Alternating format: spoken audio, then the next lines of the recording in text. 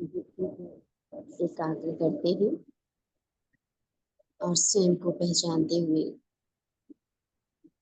मैं की सही पहचान जागती ज्योत बनकर बाबा का आह्वान करेंगी। मीठे बाबा, प्यारे बाबा, मेरे साथी, मेरे टीचर, आ जाओ।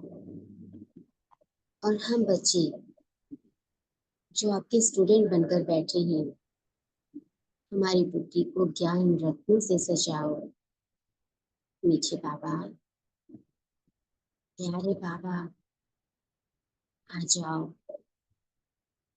अनुभव करेंगे बाबा की स्नेह की बरसात हम पर होने लगी और बाबा ब्रह्मा मस्तक में विराजमान होकर धरा पर हम बच्चों को सजाने के लिए, ज्ञान रत्न से संवारने के लिए हमारे सम्मुख आ जाते हैं और अनुभव के साथ बाबा के महावाक्य बाबा के मुख द्वारा सुनेंगे।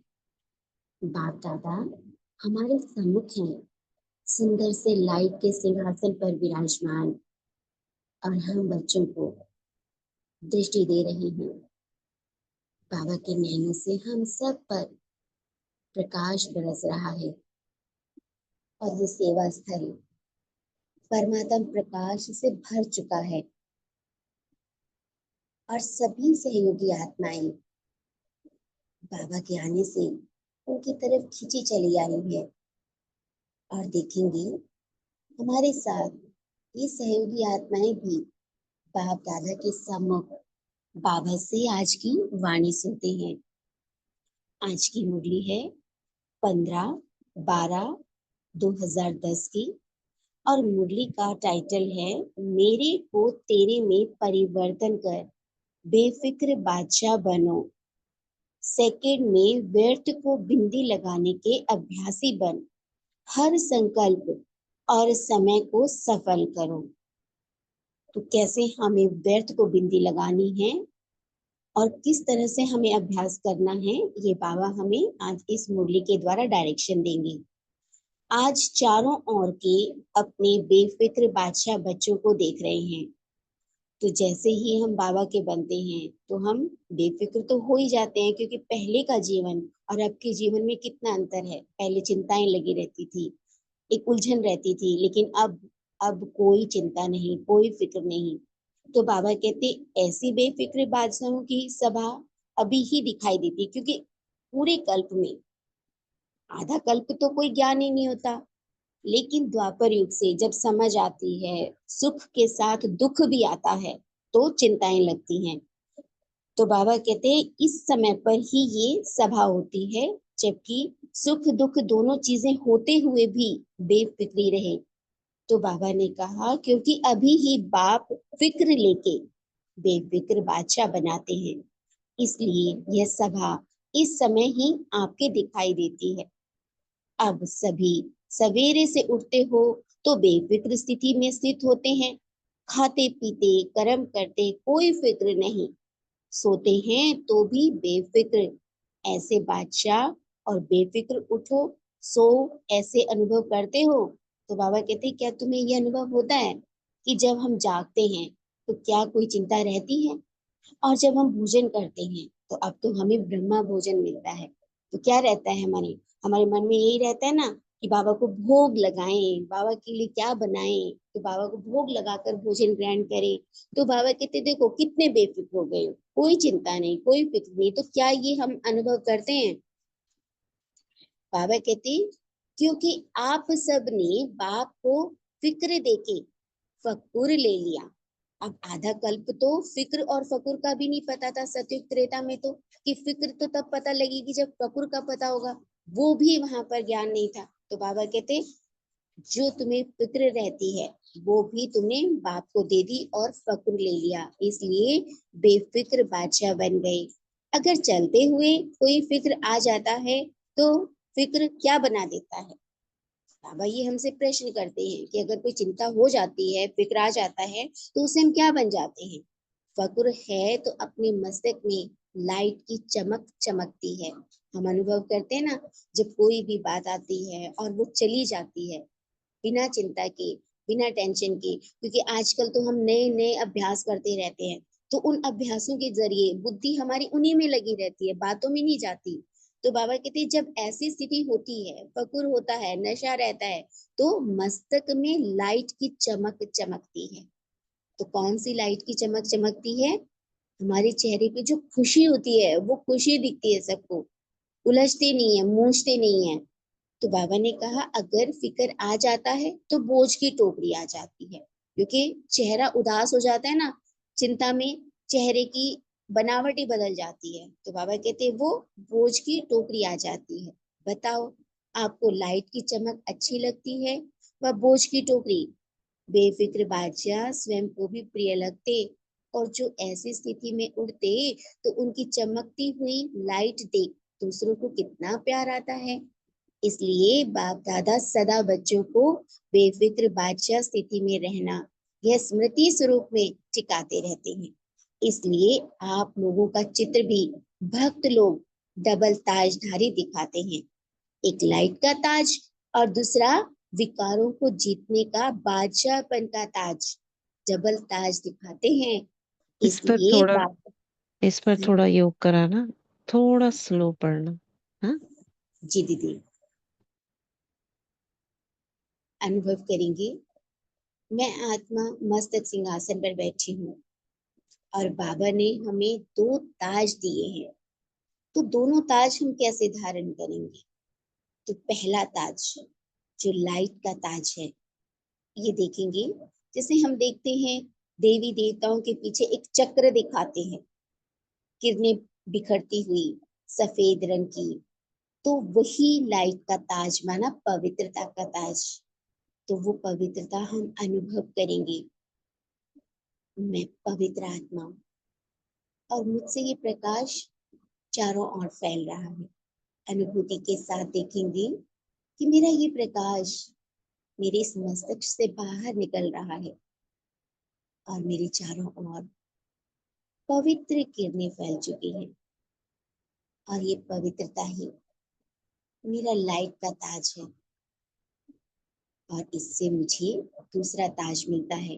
और सम्मुख देखेंगे अपने सामने देव स्वरूप को, जिसमें रतन जड़ित ताज मस्तक पर है।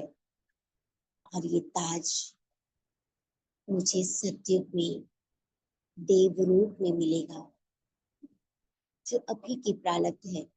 और क्लियर विजन के साथ देखेंगे मेरे दोनों ताज, मैं आत्मा साक्षी होकर देख रही हूँ अपने देव स्वरूप को, जिसमें रतन जड़ित ताज पहने हुए, सुंदर पोशाक धारण किए हुए,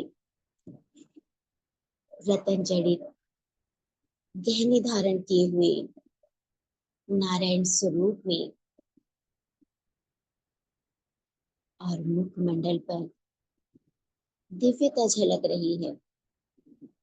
तो हमें ऐसा बनना है, जैसे कल भी बाबा ने साकार वाणी में कहा था ना, कि हमें लक्ष्मी नारायण का जो चित्र है उस पर समझाना है, उसको बुद्धि में रखना है।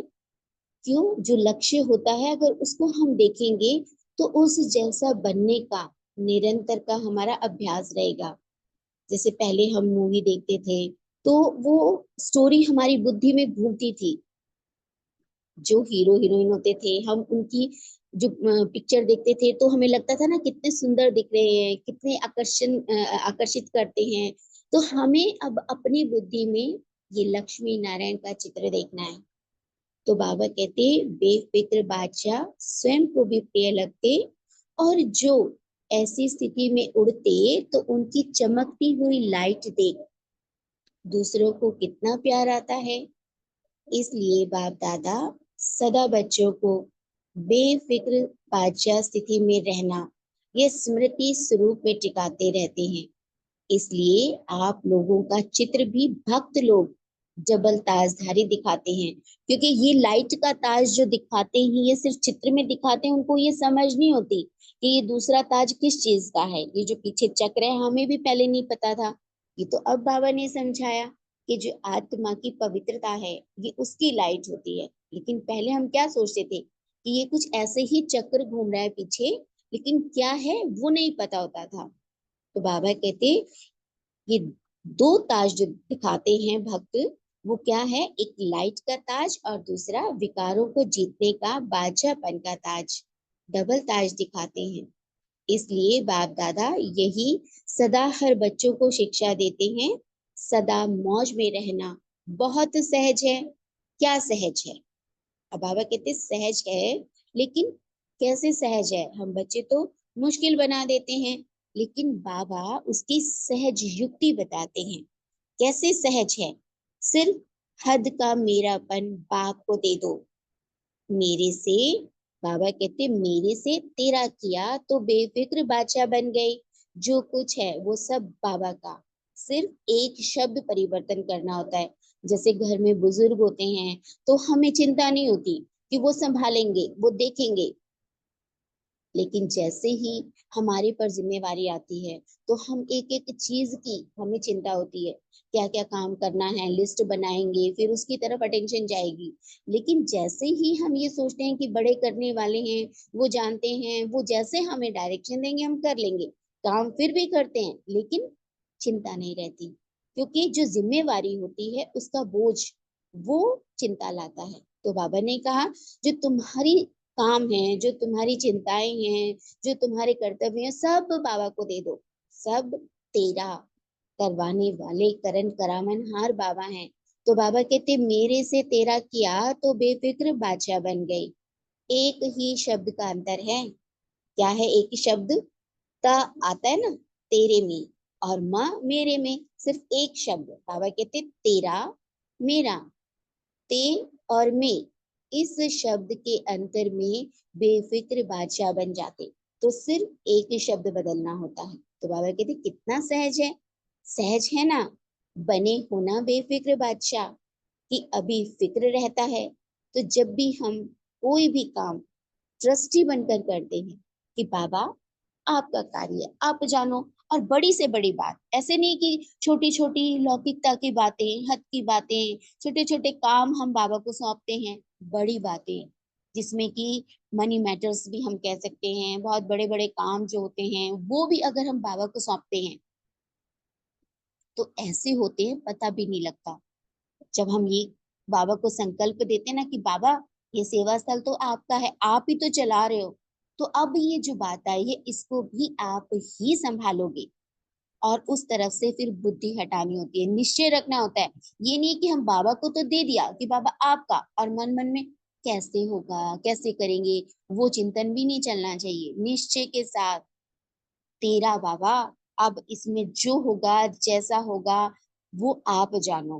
कैसे करना है आपका कर्तव्य, आपका काम। मैं तो आपका बच्चा हूँ, आप मुझे जो डायरेक्शन दोगे हम कर लेंगे। तो फिर बाबा जो संकल्प देते हैं, जो डायरेक्शन देते हैं, उसके अनुसार अपने आप कार्य होता जाता है। तो बाबा कहते एक शब्द बदल दो, तेरा कर दो। मेरा बोझा मत रखो कि मेरे सिर पर सारा बोझा है, मुझे ही करना है। तो बाबा कहते सिर्फ एक शब्द, ते को, मे को ते में बदल दो, मेरे को तेरा कर दो। तो बाबा कहते है ना कितना सहज। बने हो ना बेफिक्र बादशाह, कि अभी फिक्र रहता है। अगर कभी भी फकूर के बजाय फिक्र आता है तो अंतर सिर्फ तेरे के बजाय मेरा मानने से फिक्र आता है। तो सभी का लक्ष्य क्या प्रैक्टिकल है कि फिक्र दे दिया, या बीच बीच में फकूर छोड़ के फिक्र आ जाते? क्या करते हैं बाबा कहते ऐसा करते हो?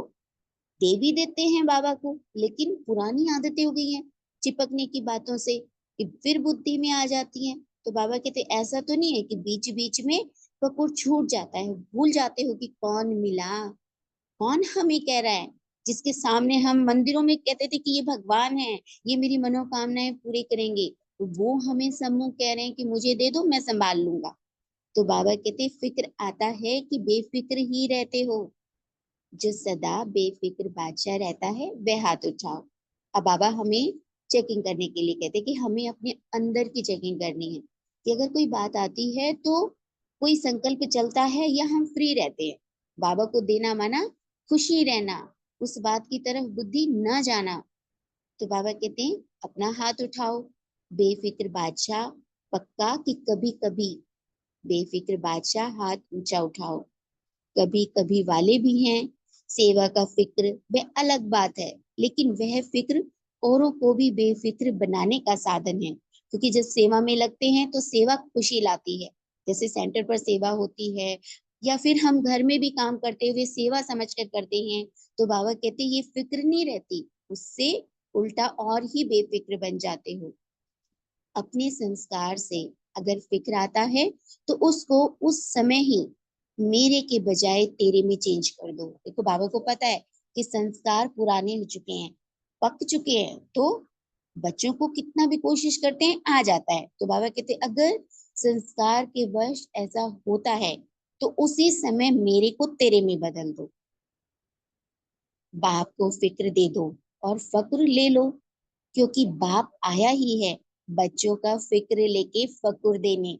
तो कैसे चेंज देंगे? करो। कैसे देंगे? फिक्र कैसे देंगे और फक्र कैसे लेंगे? दीदी जब कोई बात आपने। आती है ना, हम्म। तो वो बात ही बाबा को बता दो, स्पष्ट रहो एकदम। बाबा कहते हैं ना सच्चाई सफाई और निश्चय के हम्म। साथ। ठीक है, वो दे दी। अब लिया क्या? खुशी, चिंता गई, हम्म। बच्चे बन हम्म। गए। जब जो बच्चे होते हैं वो क्या करते हैं, बाहर से आएंगे मम्मी पापा को बात बताएंगे और फिर मस्त हो जाएंगे। हम्म, ठीक है, और कोई बताएंगे?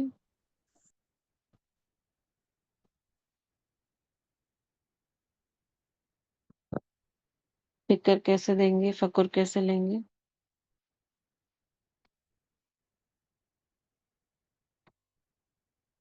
बाबा को बात बता दी और फिर उससे रिलेटेड सोमान। सस्मिता बहन।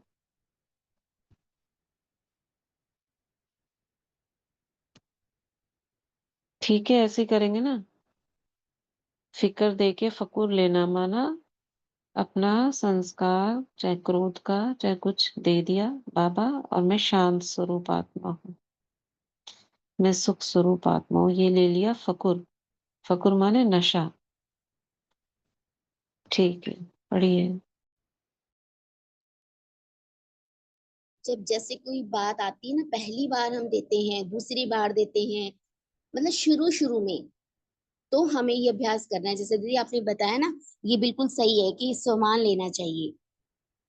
लेकिन जैसे जैसे हम करते जाते हैं ना, आगे बढ़ते जाते हैं, हमारी आदत हो जाती है, तो फिर वो चीजें भी पीछे रहने लगती हैं। हाँ, आदत भी तो नहीं होती ना कई बार, जो फिक्र दीदी होती है देखो उसी अभी ना में। सचिन भाई जी ने एक हम्म। चलाया था ना अभी, ये नए नए सामान चलाते हैं। अभी क्या था, हम्म। एक गीत भी बना है, मेरे बाबा मेरे साथी आ जाओ मेरी मदद करो।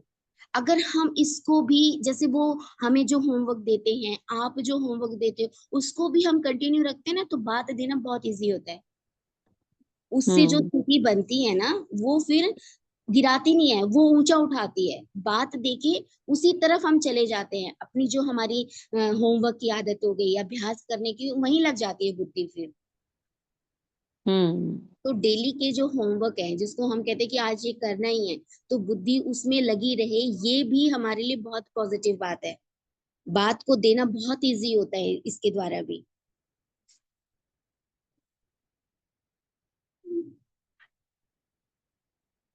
पढ़ें दीदी। हाँ हाँ, पढ़िए।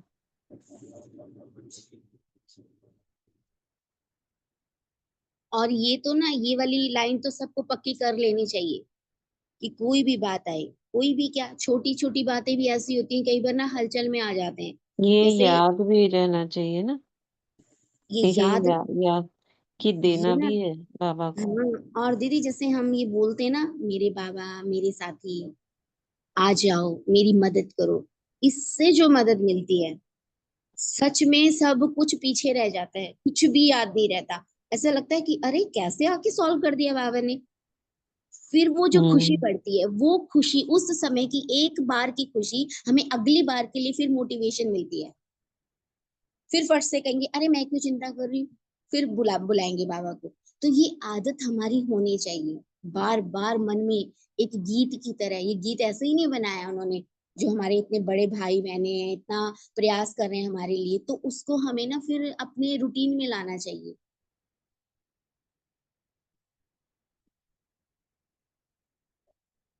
ओम शांति। तो बाबा कहते हैं, फिक्र दे देते हो या बीच बीच में आ जाता है, तो हमें ये अपने आप में चेक करना है कि पुराने संस्कार हो गए। बाबा कहते हैं, अगर संस्कार के वश आ जाता है तो फिर मेरे को तेरे में चेंज कर दो। बाप को फिक्र दे दो और फकुर ले लो, क्योंकि बाप आया ही है बच्चों का फिक्र लेके फकुर देने। तो चेंज करो मेरे में। कभी कभी बहुत समय का संस्कार इमर्ज तो नहीं होता, क्योंकि बाप दादा कुछ समय से बच्चों को ये बता रहे हैं कि वर्तमान समय के प्रमाण कभी भी कुछ भी हो सकता है और कभी भी हो सकता है। इसलिए हर एक बच्चे को अपने को ये अटेंशन देना है कि एक सेकंड में बिंदी लगाने चाहो तो लगा सकते हो। अब ये अभ्यास हमें देखना है कि कोई बात अगर आती है तो बाबा को दे दिया, लेकिन उस पर बिंदी लगाना माना उसका चिंतन नहीं चलना चाहिए, निश्चय बुद्धि होकर रहना। तो इस पर ध्यान देना है कि बिंदी हम कैसे लगाएं। मानो कोई भी व्यर्थ संकल्प आ जाता, तो बिंदी द्वारा एक सेकंड में व्यर्थ को समाप्त कर सकते हो। इतना अभ्यास है कि उस समय समय के सरकमस्टांस प्रमाण पुरुषार्थ करके व्यर्थ को मिटाने की आवश्यकता पड़ेगी। तो ऐसा तो नहीं कि व्यर्थ आए जा रहा है आए जा रहा है फिर उसको मिटाएं। कैसे मिटाएं? तो बाबा कहते बिंदी लगाना, बिन- तो वो हम कैसे करेंगे? तो कराओ, बिंदी की ड्रिल कराओ। सेकंड में परम धाम, सेकंड में भृकुटी। जी दीदी, स्वयं को देखेंगे।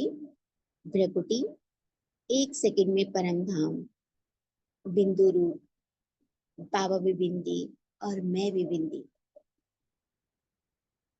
भ्रकुटी, परम धाम, मस्तक, परम धाम, मैं बिंदु आत्मा लौकिक सेवा स्थल में घूम रही हूँ। बिंदु को घूमते हुए देखिए। फिर मस्तक, परम धाम, मस्तक।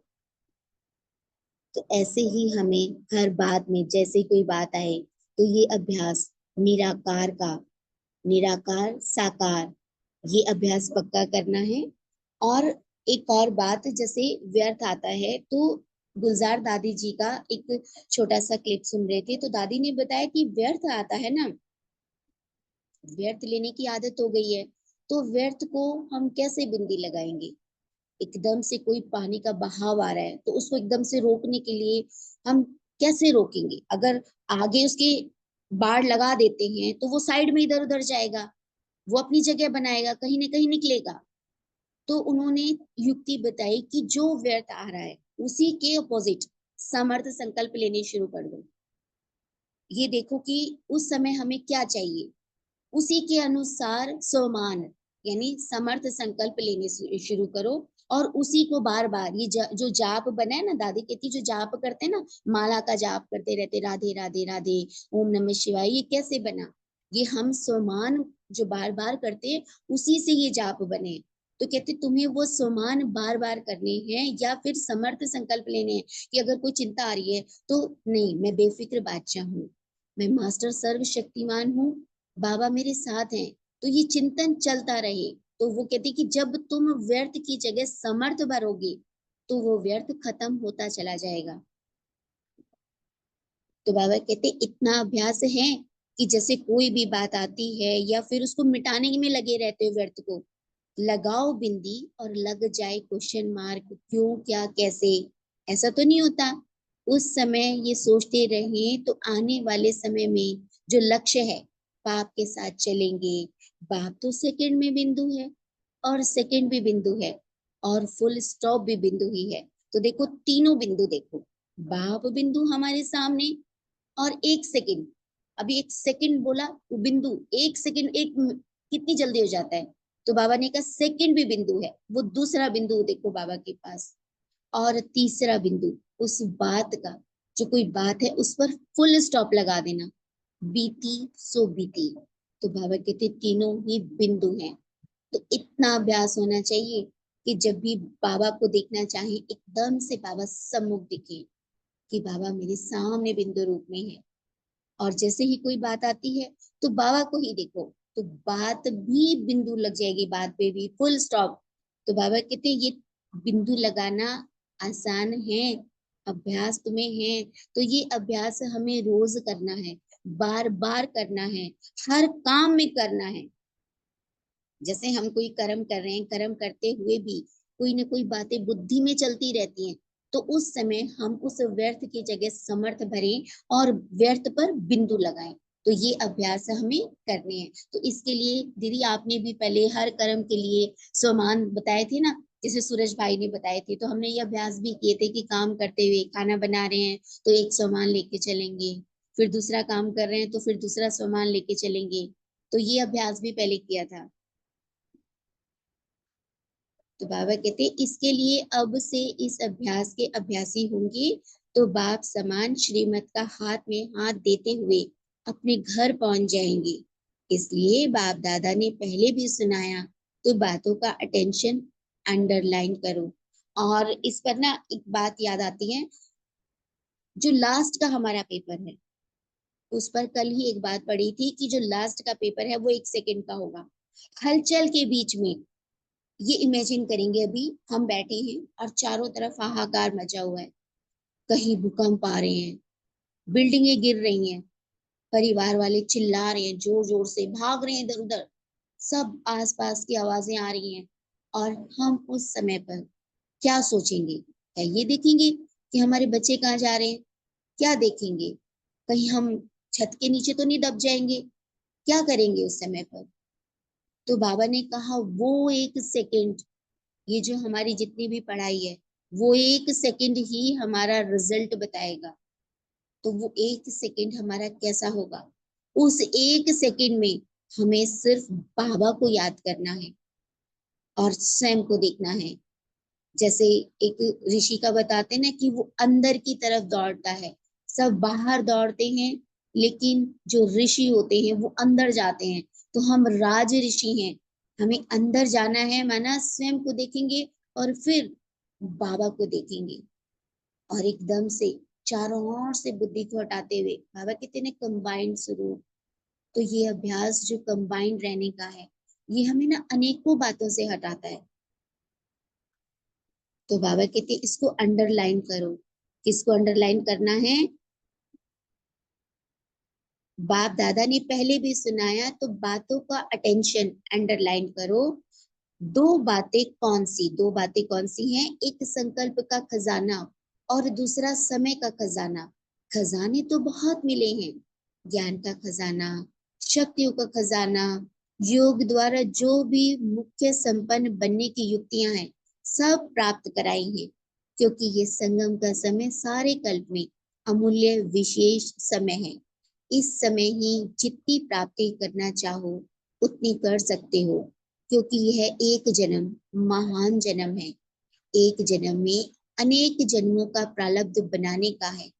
संगम युग का समय 1 सेकंड भी गंवाना नहीं है। 1 सेकंड का कनेक्शन अनेक जन्मों के साथ है। जमा करने का 1 वर्ष अनेक वर्षों की प्राप्ति का है। इसलिए इस समय की वैल्यू सेकंड या मिनट नहीं, 1 घंटा भी महान है। बाबा कहते 1 सेकंड भी महान है।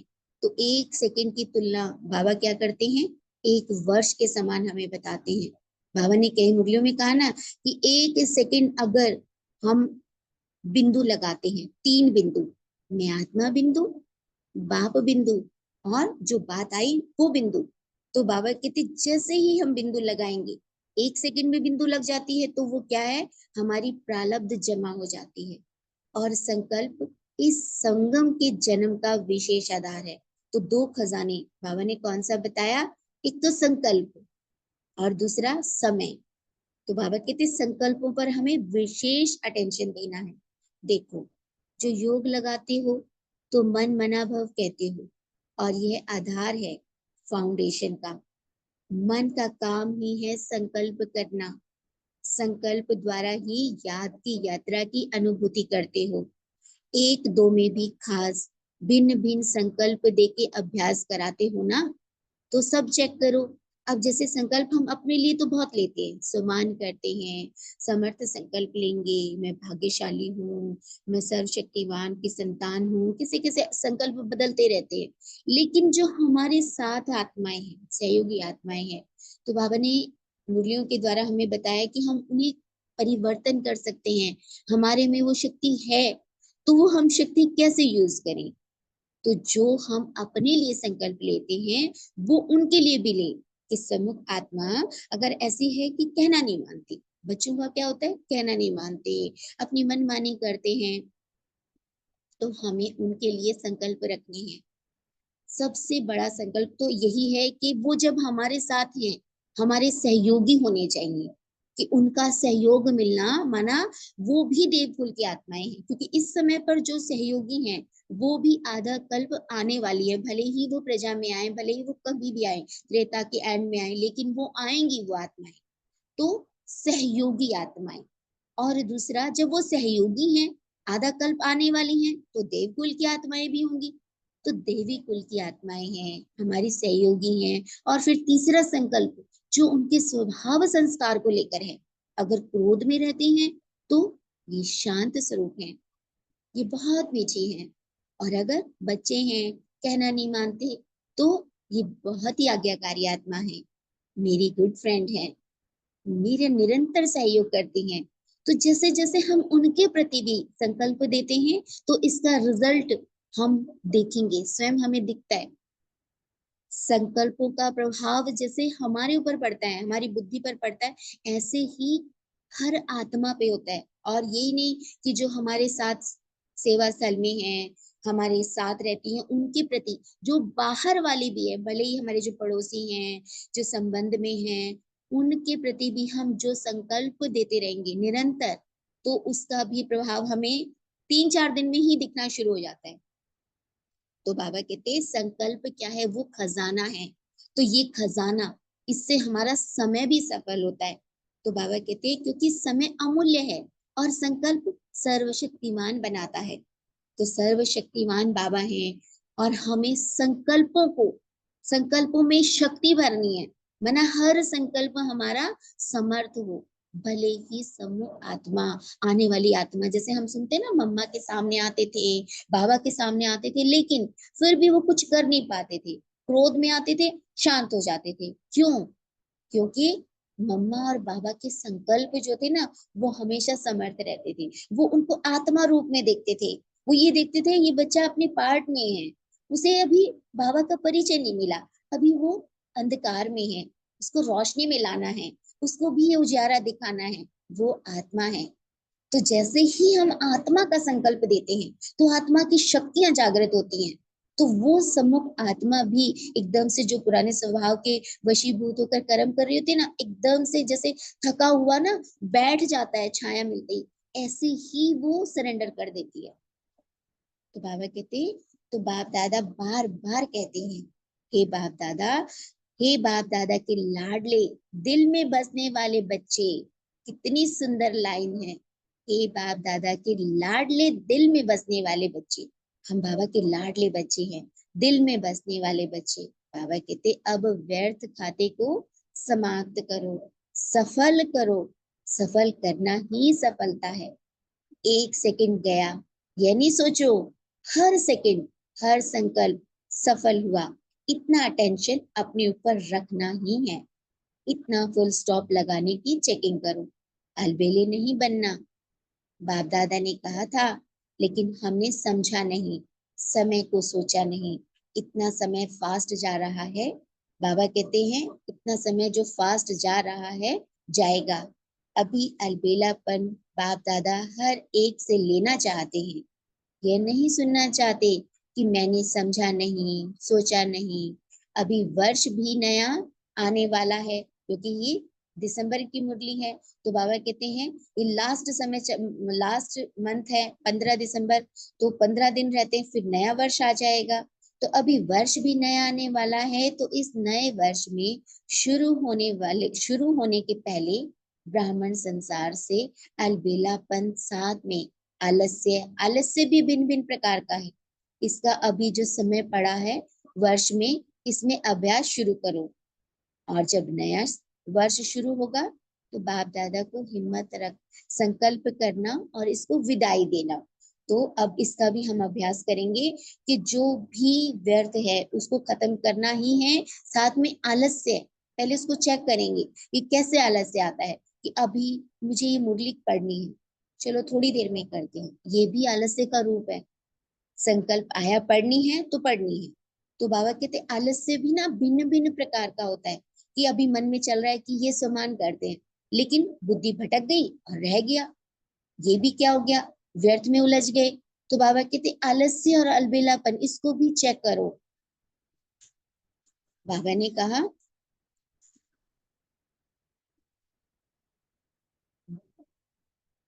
इसका अभी जो समय पड़ा है वर्ष में, इसमें अभ्यास शुरू करो। और जब नया वर्ष शुरू होगा तो बाप दादा को हिम्मत रख संकल्प करना और उसको विदाई दे देना। वर्ष के साथ इसको भी विदाई दे देना। दे सकते हो, दे सकते हो। जो दे सकता है वह हाथ उठाओ। सभी ने हाथ उठाया। वाह बच्चे वाह, हाथ उठाने में तो बाप दादा को खुश बहुत करते हो, क्योंकि हर बच्चा हाथ उठा लेता है। तो बाप दादा ने देखा है कि बहुत बच्चों को हाथ उठाने का रिटर्न करना याद रहता है, और कोई याद रखने में भी अलबेले हो जाते हैं। बाप दादा से रू रिहान बहुत अच्छी करते हैं, क्योंकि कई बार ऐसा होता है ना कि सामने वाले क्या कह रहे हैं ये भी नहीं पता लगता, बुद्धि सुनते सुनते भी भटक जाती है, मुरली सुन रहे हैं तभी बुद्धि कहीं और चली जाती है। तो बाबा कहते ये भी हाथ उठाने का रिटर्न, ये भी बहुत कम बच्चे हैं जो याद रखते हैं कि कैसे बाबा कह रहे हैं कि हाथ उठाना है, किस बात को लेकर उठाना है, और जो बात कही है उस बात को याद रखना है। ये भी बहुत अहम बात है। बाबा कहते हैं बाप दादा से रूढ़ियान बहुत अच्छी करते हैं। हो जाएगा बाबा, आप देखना अभी होगा अभी होगा। बाप दादा भी ऐसे अलबेले बच्चों का सुन के मुस्कुरा देता है। और क्या करे, अच्छा है, सोचते हैं करना है करना है करना है, ये बहुत सोचते हैं, लेकिन कर रहे हैं या नहीं कर रहे हैं उसमें चेकिंग में फिर क्या कहेंगे, अलबेले हो जाते हैं। तो दीदी इस पर आज आप जो भी होमवर्क देना हो बता दीजिए हमें, कि कैसे हमें पूरा दिन व्यर्थ को समर्थ में बदलना है और अलबेले आलस्यपन को कैसे दूर हटाना है। आज ओम ना शांति। सेकंड में फुल स्टॉप लगाएंगे। बिंदी परम धाम आत्मा, ठीक है। सेकंड में भ्रिकुटी, सेकंड में परम धाम। कितना कर सकते हो उसको? 100 बार, 200 बार, 300 बार, तो अपने आप ही व्यर्थ समर्थ में हो जाएगा। संकल्प ही नहीं चलेंगे। बस सेकंड में परम धाम, सेकंड में भ्रिकुटी, फुल स्टॉप लगाना है। इसी पे मुरली है ना जी। बिंदी लगाने का अभ्यास करो, हर संकल्प समय को सफल करो, तो समय सफल होगा, संकल्प भी सफल हो जाएगा। मैं आत्मा बिंदी, बाबा बिंदी, फुल स्टॉप लगा।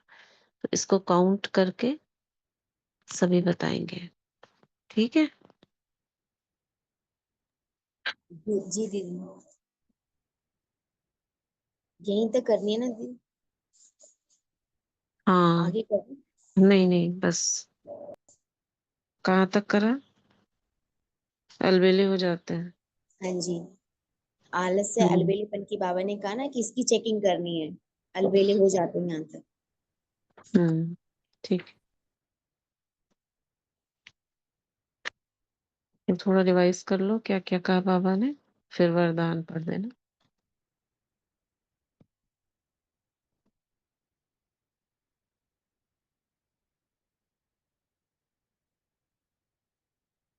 क्या क्या करना है मुरली से?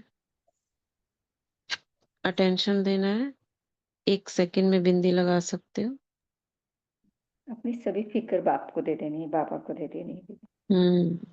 शुक्र में रहना इसमें है। मेन बाबा ने यही बोला है ना, कि अपने कोई भी सभी व्यर्थ आए, प्रॉब्लम आए, समस्या आए, सेकंड में व्यर्थ बाबा के को खाते को समाप्त करना, बाबा ने बोला सफल करना है। संकल्प समय दोनों सफल करना। मेरे को तेरे में मेरे बदल को दो। तेरे कर दो। मेरे को तेरे कितना गाते थे भक्ति में में। मेरे क्या लागे मेरा, सब कुछ तेरा। तो तेरा, और ये सिर्फ खाली स्थूल चीजें थोड़ी ना है, जो हमारे मन में चल रहा है वो भी तो मेरा करके बैठे है ना। इससे पहले वाली मुरली में क्या कहा था बाबा ने? यही तो था, तेरा कर दो, मैं को तय कर दो।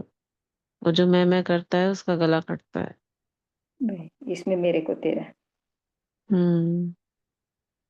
व्यर्थ आए, समस्याएं सब बाबा तेरी, लेकिन ये कर पाते हैं? ये भी तो भूल जाते हैं कि मैं तेरा करना है। जी। कितनी चेकिंग चाहिए, कितने संकल्प होते हैं जो ऐसे आते हैं दिन भर में।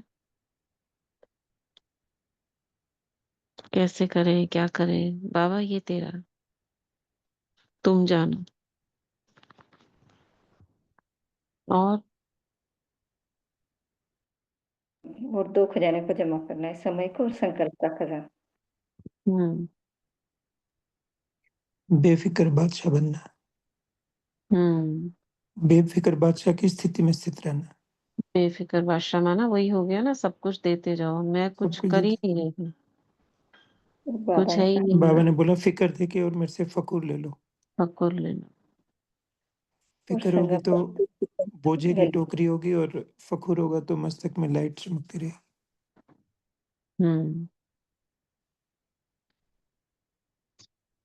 और बाबा ने क्या कहा जब नया बाबा ने वर्ष शुरू हो? हम्म।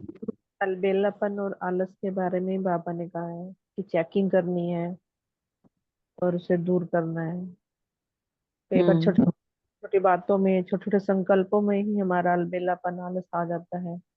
तो इससे भी हमारा व्यर्थ समय, संकल्प सब व्यर्थ जाता है। तो बाबा ने कहा इसकी भी चेकिंग करनी है। हम्म। देने में भी तो आलस होता है।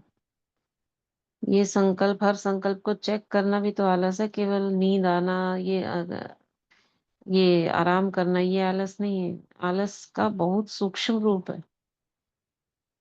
संकल्पों में भी आलस, चेक करना ये आलस, सोमान में रहना आलस, ना रहना। आलस का बहुत सूक्ष्म रूप है। और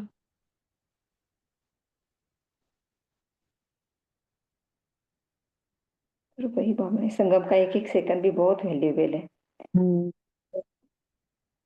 संकल्प ही हमें सर्वशक्तिमान बनाते, बाबा ने कहा। समय और समय भी अमूल्य है और संकल्प भी हम्म। अमूल्य है। संकल्प ही हमें बाबा ने सर्वशक्तिमान हम्म बनाते। बाबा ने सोमान हमको क्या कह के बुलाया? लाडले, बाप दादा के लाडले, दिल में बसने वाले। और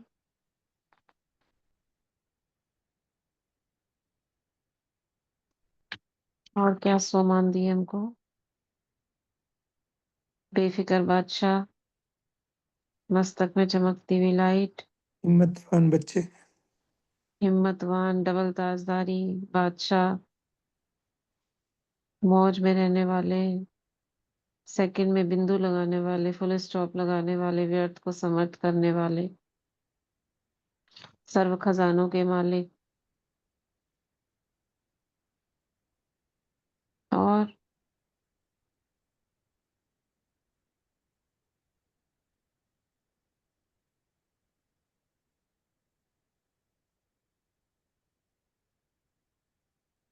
डबल ताजधारी। हम्म। चलो, ये सारे खजाने हैं बाबा के। स्वमान दिए, वरदान है, अनेक वरदान भी है इसमें। इसमें से वरदान निकाल सकते हो। मैं कौन हूँ? सेकंड में व्यर्थ को समर्थ में परिवर्तन करने वाली बेफिक्र बादशाह हूँ। और क्या वरदान बन सकता है?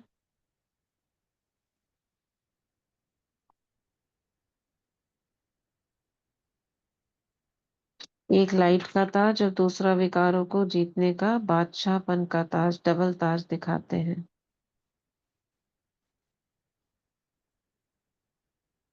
बहुत बन सकते हैं, इसमें निकालना पड़ेगा। चलिए आज का वरदान पढ़ दो। फिक्र को देकर फकुर लेना है, ठीक है। क्या है आज का वरदान? इसका वरदान पढ़े दीदी। बाप दादा का वरदान है, हम्म। अपन अपने सर पे अनुभव करेंगे और बाप दादा से आज का वरदान देंगे। आज का वरदान, हर सेकंड और संकल्प को अमूल्य रीति से व्यतीत करने वाले अमूल्य रत्न भव। हर सेकंड और संकल्प को अमूल्य रीति से व्यतीत करने वाले अमूल्य रत्न भव। संगम युग के एक सेकंड की भी बहुत बड़ी वैल्यू है। जैसे एक का लाख गुना बनता है, वैसे यदि एक सेकंड भी व्यर्थ जाता है तो लाख गुना व्यर्थ जाता है। इसलिए इतना अटेंशन रखो तो अलबेलापन समाप्त हो जाएगा। अभी तो कोई हिसाब लेने वाला नहीं है, लेकिन थोड़े समय के बाद पश्चाताप होगा, क्योंकि इस समय की बहुत वैल्यू है। जो अपने हर सेकंड, हर संकल्प को अमूल्य रीति से व्यतीत करते हैं, वही अमूल्य रत्न बनते हैं। आज का स्लोगन, जो सदा योग युक्त है वो संयोग का अनुभव करते विजयी बन जाते हैं। जो सदा योग युक्त है वो संयोग का अनुभव करते विजयी बन जाते हैं। शुक्रिया बाबा, शुक्रिया दीदी, शुक्रिया संजीता बहन, वाटर शुक्रिया। चार्ज करवाओ। ओम शांति।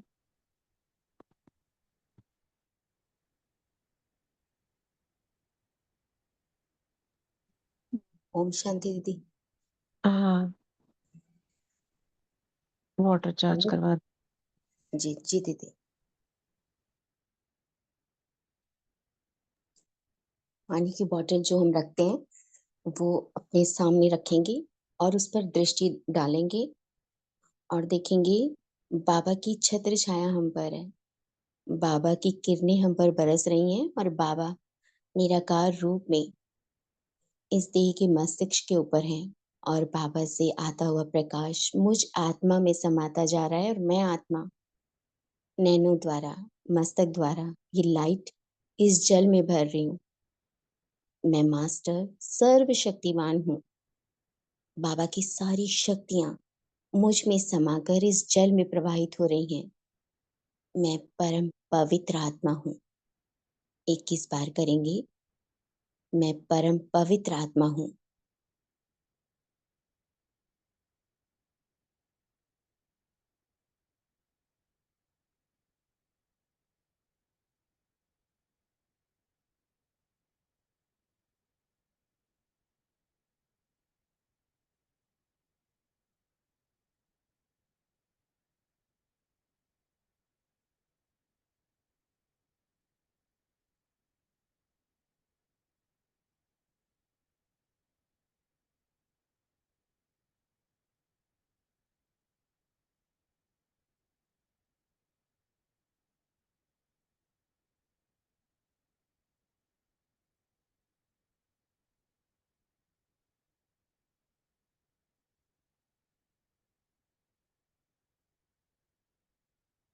इस जल का कण कण पवित्रता की किरणों से भर चुका है और अब इस जल में शुद्ध संकल्प डालेंगे।